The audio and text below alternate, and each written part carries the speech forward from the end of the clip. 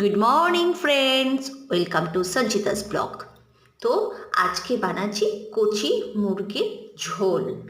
মুরগিটা খুব কচি পেয়েছি, তো কাঁচা লঙ্কা দিয়ে কচি মুরগির ঝোল এই কষানো হচ্ছে। আলুগুলোকে ভেজে রেখেছি, এই যে কষাচ্ছি। তো গরমের মধ্যে আমার ভালো লাগছে না কষাতে, তাও টাইম নিয়ে কষাচ্ছি। মুরগিটা সত্যি খুব বাচ্চা, আর এই মুরগির ঝোলে না, মানে এই ছোট মুরগি পেলে তাতে চিকেন স্টু খুব ভালো হয় এবং খুব হেলদি। তো এই কষাচ্ছি। আজকে কোথায় যে আবার ঠান্ডা পড়লো বুঝলাম না। আজকে তো বেশ ভালোই গরম পড়েছে, তো গরমের মধ্যে আমার রান্না করতে একদম ভালো লাগে না। তো কষাচ্ছি। আমি একটু পেশেন্ট কম হয়ে যাচ্ছে আমার। আমি গরম জল করে রেখেছিলাম, ঢেলে দিয়েছি। মোটামুটি চিকেনটা কষাতে অর্ধেক সেদ্ধ হয়ে গেছে।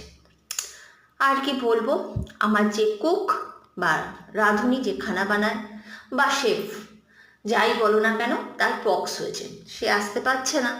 তো তার জন্য তার না খেয়ে বসে থাকা যায় না, আর বাইরে থেকে খাবার কত অর্ডার করব। তো বাড়িতেই অবস্থা বানানো হচ্ছে। তো মোটামুটি ঝোলটা ফুটতে শুরু করে দিয়েছে এবার। মোটামুটি ঝোলটা ফুটতে শুরু করে দিয়েছে। এদিকে ভাতও হয়ে যাচ্ছে, সরু চালের ভাত। ব্যাস, আমার মোটামুটি খাবার রেডি গরম গরম সার্ভ করার জন্য। আর হ্যাঁ, তোমরা কে কোত্থেকে দেখছো অবশ্যই আমাকে কমেন্ট করে জানাবে।